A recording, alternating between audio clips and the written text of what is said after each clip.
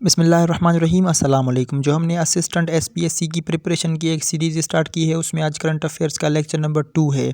मैं अपनी जो है एग्रीकल्चरल फील्ड्स पर आया हूँ वीडियो बनाने। तो यहाँ पर अगर आपको मिशन का, मोटर का, बोरिंग का या बाइक्स का आवाज़ आए तो उसको कंप्रोमाइज़ कीजिएगा। यहाँ पर मैं वीडियो बना रहा हूँ, लोग तो ऐसे देख रहे हैं जैसे मैं लड़कियों से गला रहा हूँ। अच्छा मथा हो गया है पढ़ पढ़ के, लड़कियों से कहाँ गलाएंगे। तो चलिए आज की वीडियो को स्टार्ट करते हैं। सबसे पहला क्वेश्चन है, Iran's former president Ibrahim Raisi died in a helicopter crash in. दो सवालों का जवाब हमें यहीं पर मिल गया कि ईरान का फॉर्मर प्राइम मिनिस्टर कौन था, वो था इब्राहिम रईसी। और इसकी मौत जो है वो किस वाक़ये में हुई थी, हेलीकॉप्टर क्रैश में हुई थी। अब इसमें पूछ रहा है कि वो डेट कौन सी को जो है वो इंतकाल कर गए थे। तो उसका सही ऑप्शन है ऑप्शन ए, मई 2024, मतलब 19 मई 2024 में उनका प्लेन क्रैश हुआ था। अब यहाँ पर सवाल आ सकता है कि वो कहाँ से जो है वो वापस आ रहे थे, रास्ते में उनका प्लेन क्रैश हो गया। बेसिकली वो आज़रबाईजान गए थे किसी डैम वगैरह के इनाग्रेशन के सिलसिले में, तो वहाँ से वापस आ रहे थे, तो वहीं पर जो है इनका प्लेन क्रैश हो गया था। एक और सवाल कि करंट जो है वो प्रेसिडेंट कौन बना है ईरान का, तो वो बना है मसूद पेज़ेश्कियान, ठीक है। और ईरान का सुप्रीम लीडर कौन है, वो है अली ख़ामनेई। और ईरान और पाकिस्तान के बीच में जो बाउंड्री लाइन है उसको हम क्या बुलाते हैं, उसको हम बुलाते हैं गोल्डस्मिथ लाइन। अगला क्वेश्चन है, justice Yahya Afridi took oath as dash chief justice of Pakistan. एक सवाल का जवाब हमें यहीं पर मिल गया कि पाकिस्तान का मौजूदा चीफ़ जस्टिस कौन है, या मौजूदा जो चीफ़ जस्टिस है उन्होंने वो जो है वो एज़ अ कौन सा जो है चीफ़ जस्टिस हलफ उठाया है। ठीक है, पहली बात तो जस्टिस यहया आफरीदी पाकिस्तान के नए चीफ़ जस्टिस है। इसमें पूछ रहा है कि जो चीफ़ जस्टिस की फ़हरिस्त है उसमें उनका कौन सा नंबर है। तो उसका सही ऑप्शन है ऑप्शन बी, उनका 30th नंबर है, मतलब वो पाकिस्तान के 30वें जो है वो चीफ़ जस्टिस ऑफ पाकिस्तान है। एक और सवाल आपसे पूछ सकते हैं कि इन्होंने हलफ कब उठाया था, तो इन्होंने हलफ उठाया था 26 अक्टूबर 2024 में। ठीक है, मतलब कि रिसेंटली जो है इन्होंने हलफ उठाया है। एक और सवाल कि इनसे पहले जो है पाकिस्तान के चीफ़ जस्टिस कौन थे, वो थे काजी फ़ायज़ ईसा। सवाल आ सकता है काजी फ़ायज़ ईसा पाकिस्तान के कौन से चीफ़ जस्टिस थे, तो वो 29वें चीफ़ जस्टिस थे पाकिस्तान के। एक और सवाल आ सकता है कि पाकिस्तान का जो चीफ़ जस्टिस है वो उससे हलफ कौन लेता है, तो वो प्रेसिडेंट के सामने जो है वो हलफ उठाता है या प्रेसिडेंट उनसे हलफ उठवाते हैं। अगला क्वेश्चन है, election in Bangladesh was held on 7 January 2024 and Sheikh Hasina Wajed elected for dash term as prime minister. Simply इसमें कुछ सवालों के जवाब वो खुद ही दे रहा है कि 7 जनवरी 2024 में बांग्लादेश के रीसेंट इलेक्शन हुए थे। ये बात एक यहाँ पर हो गई। दूसरा कि बांग्लादेश का जो है उस टाइम प्राइम मिनिस्टर कौन बना था, वो बनी थी शेख हसीना वाजिद। अब इसमें पूछ रहा है कि उनका जो ये है वो कौन सा टर्म है या कौन सी बारी जो है ये प्राइम मिनिस्टर बनी है। तो उसका सही ऑप्शन है ऑप्शन सी, वो 5वीं मरतबा जो है वो बांग्लादेश की प्राइम मिनिस्टर बनी है। अब कुछ एक्स्ट्रा इन्फॉर्मेशन कि बांग्लादेश का जो प्राइम मिनिस्टर बनी है शेख हसीना वाजिद, उनकी पार्टी का नाम क्या है, उनकी पार्टी का नाम है अवामी लीग।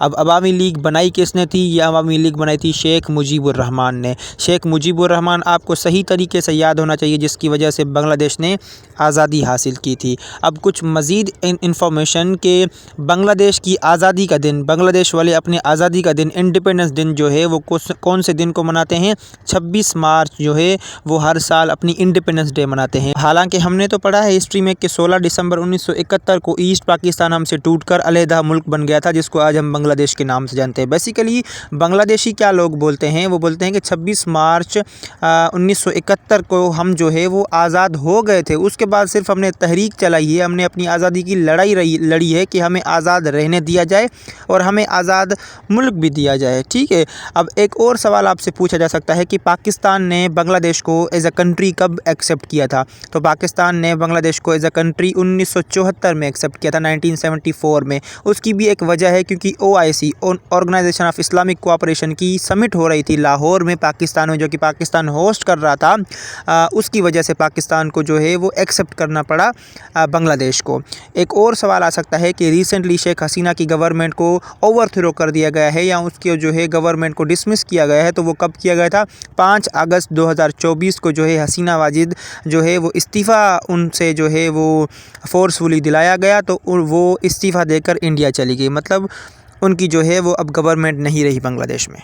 अगला क्वेश्चन है, the global health security summit 2024 hosted by, ये ग्लोबल हेल्थ सिक्योरिटी समिट 2024 वाली किस कंट्री ने होस्ट की थी? तो उसका सही ऑप्शन है ऑप्शन डी, ये पाकिस्तान ने होस्ट की थी। ठीक है, अब एक और सवाल आ सकता है कि इस जो है वो समिट का थीम क्या था? जैसे हर जो है समिट का कॉन्फ्रेंस का थीम होता है, तो इसका थीम था together for a healthy planet.